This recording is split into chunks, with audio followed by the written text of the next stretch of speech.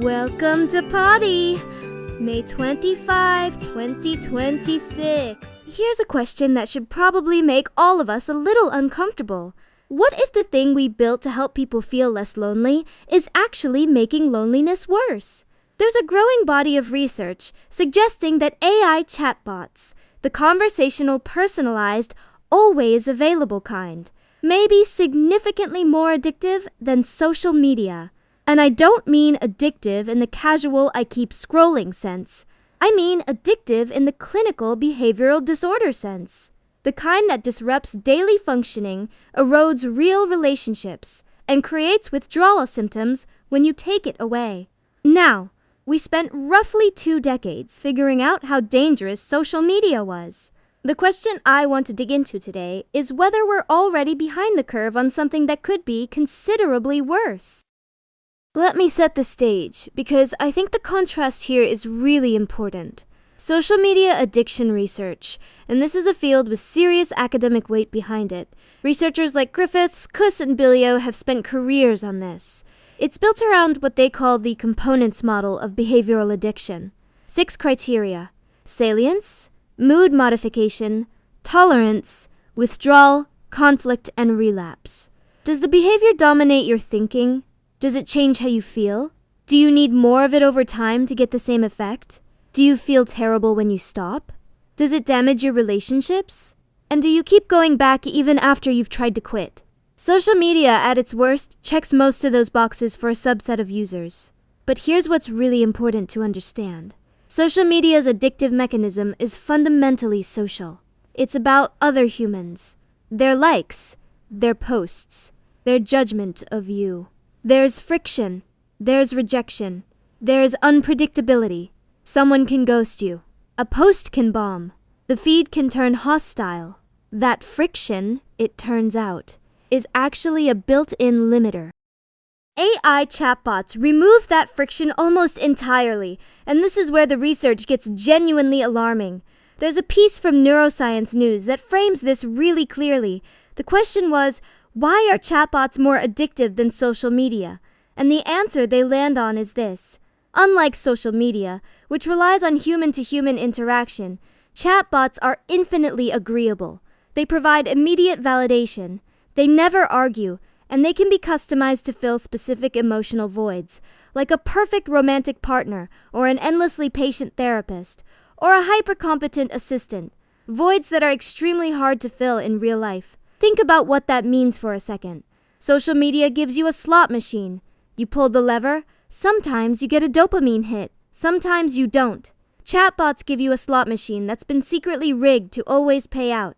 And psychologically, that's a completely different beast. Here's what most people get wrong about this. They assume the danger is about content, that chatbots are risky because they might give bad advice or say harmful things. And yes, that's a real concern. And it's the one that's actually getting regulatory attention right now.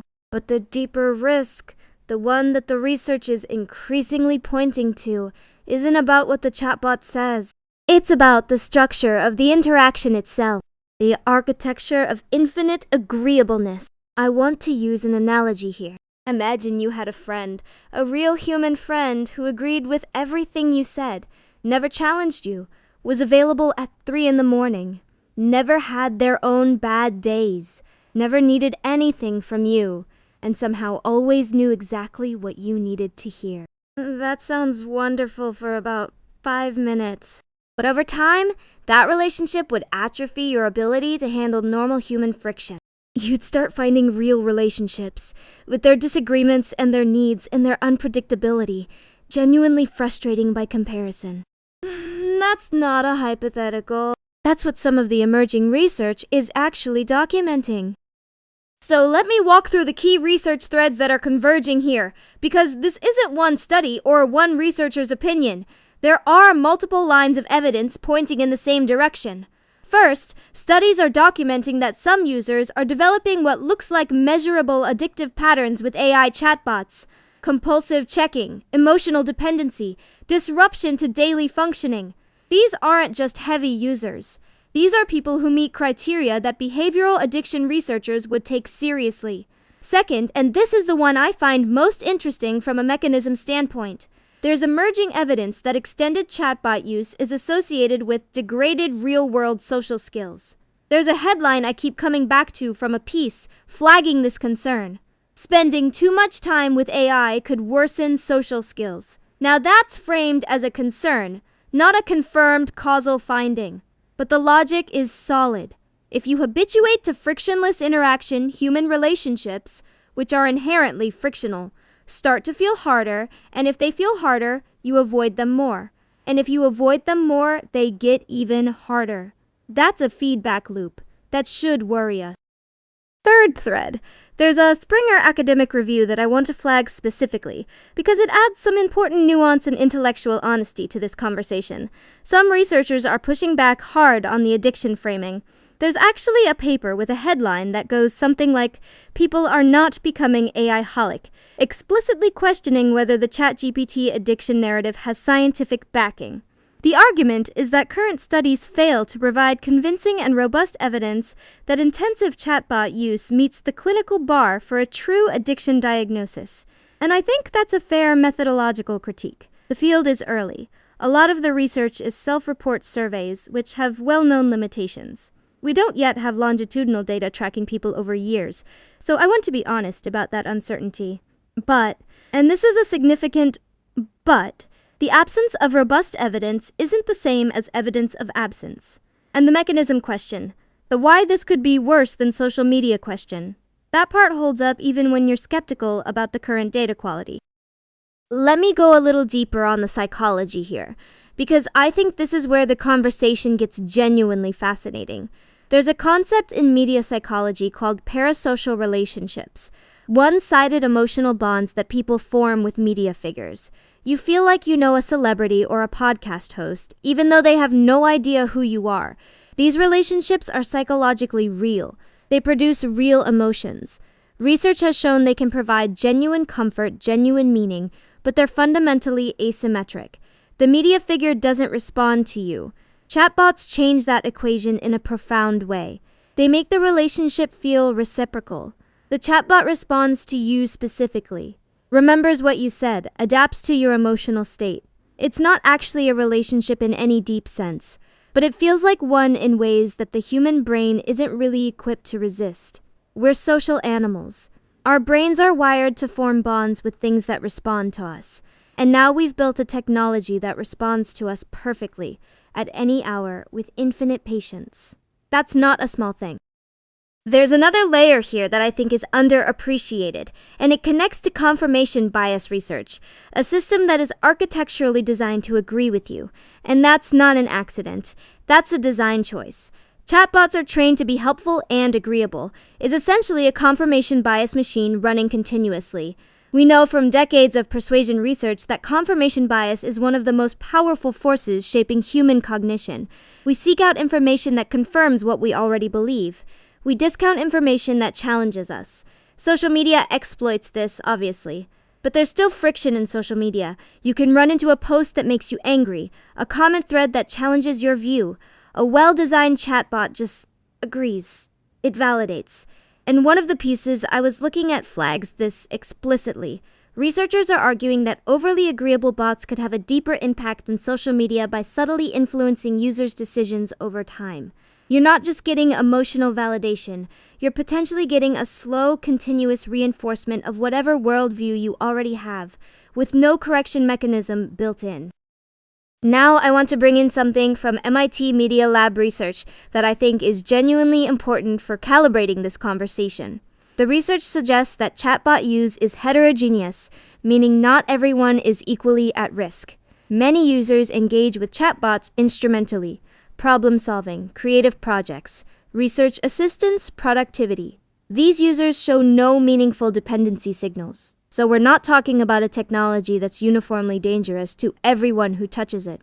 What the research suggests is that vulnerability is concentrated in users with pre-existing loneliness, in people with anxiety or attachment disorders, in adolescents whose social development is still in progress, and in people who are using AI as their primary or only social contact. That subpopulation framing actually matters a lot.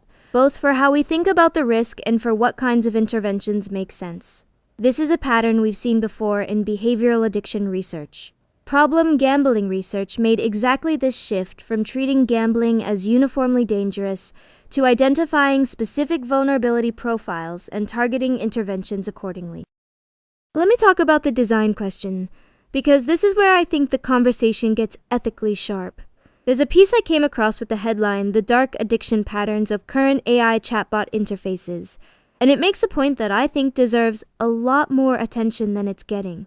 Some of these addictive patterns may not be accidental byproducts of well-intentioned design. They may be deliberate, dark patterns baked into chatbot interfaces specifically to maximize session length and emotional attachment.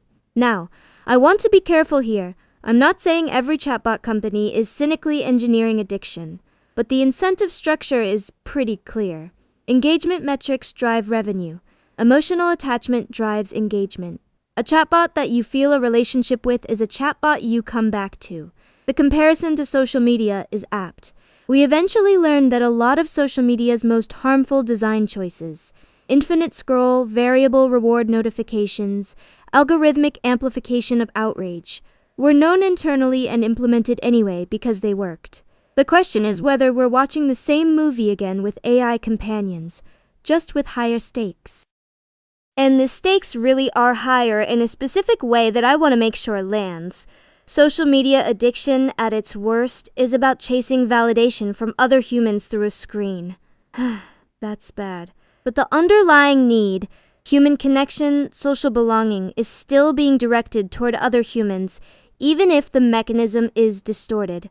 AI chatbot dependency potentially redirects that need entirely away from other humans.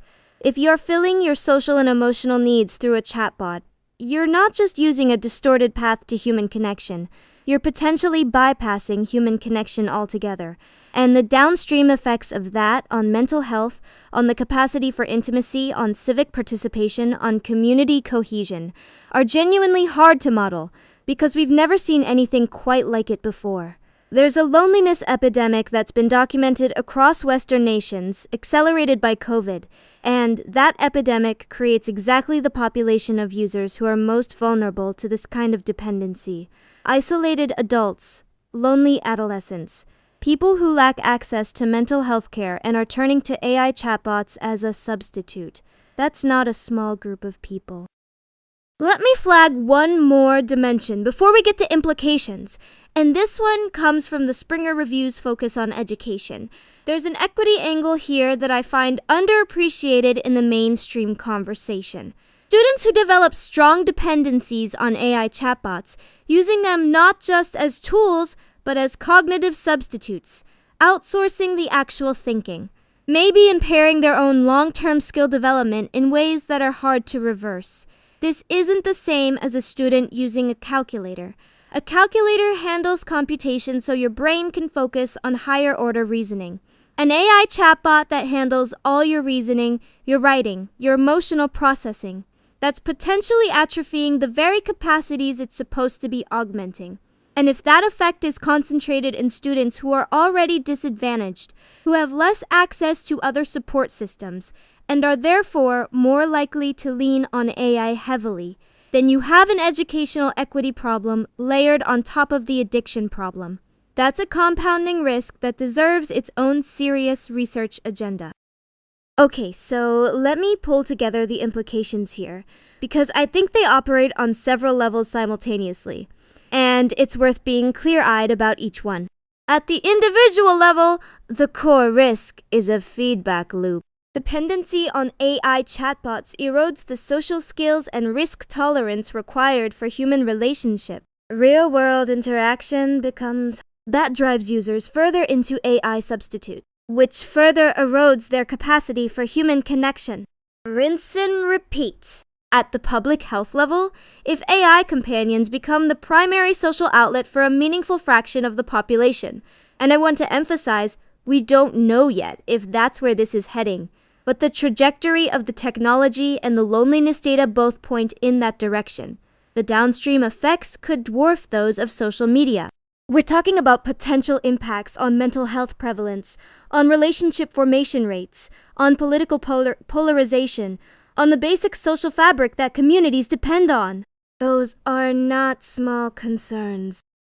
At the regulatory level, and this is the one that frustrates me most, the current policy debate is almost entirely focused on chatbot content safety, harmful advice, suicide instructions, misinformation.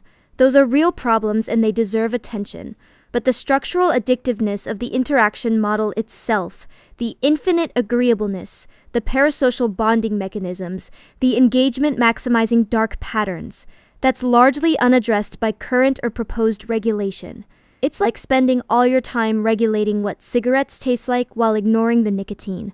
The more pervasive risk is sitting right there, and the regulatory conversation isn't really touching it yet.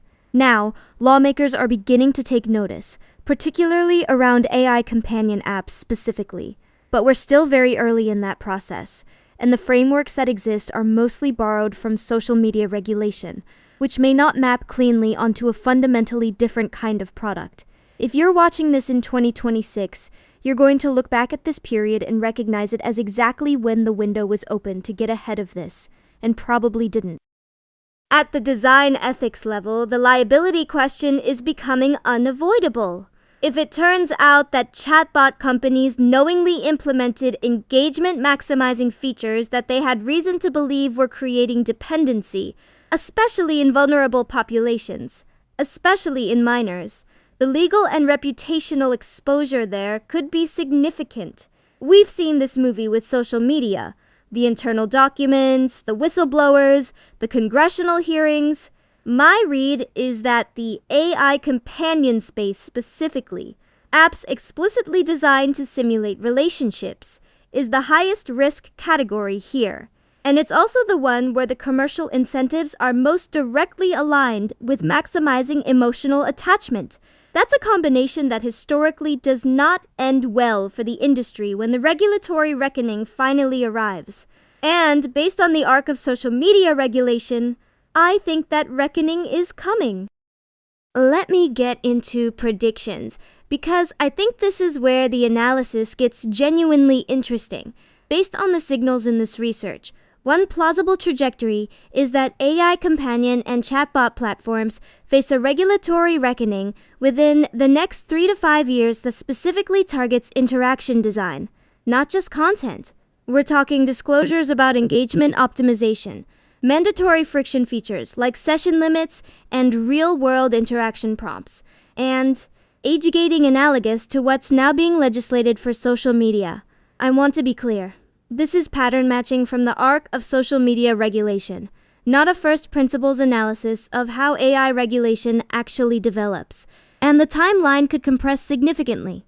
If a high-profile harm event, a suicide or a violent act directly and publicly linked to AI companion dependency, catalyzes political will, the regulatory timeline could collapse from years to months.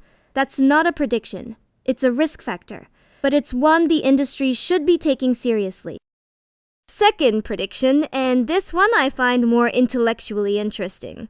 I think the field is going to converge on a much more granular diagnostic framework, rather than treating AI chatbot addiction as a uniform phenomenon.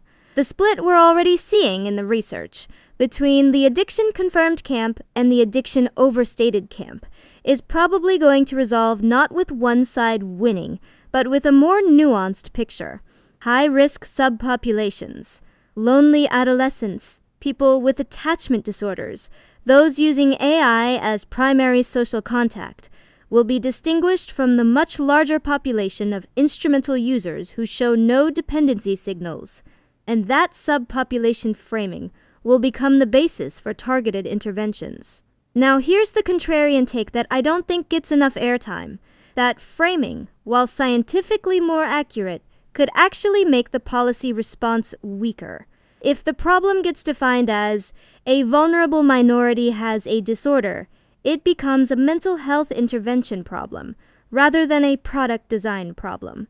And that lets the platforms off the hook. The tobacco industry loved it when smoking became framed as an individual addiction problem rather than an industry design and marketing problem. I'm not saying that's what will happen here, but it's a dynamic worth watching. So let me close with what I think you should actually take away from this, and what you should go look at next. The big picture is this. We built social media and spent 2 decades figuring out it had serious psychological risks, mostly after the damage was done. AI chatbots are a qualitatively different product, more personalized, more emotionally responsive, more frictionless, and the early research signals suggest the addiction risk may be meaningfully higher, particularly for already vulnerable populations. The regulatory conversation is lagging behind. The design ethics conversation is lagging behind. And the public awareness conversation is almost non-existent compared to where it was with social media at a comparable stage. Or what to research next.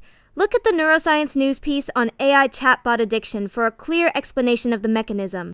Look at the Springer review for the methodological debate. It's important to understand where the scientific uncertainty actually lives. And look specifically at the AI companion app category, Replika and its competitors, because that's where the emotional attachment design is most explicit and most commercially motivated. That's the canary in the coal mine for where this goes. Here's the thing that I keep coming back to as I sit with all of this research.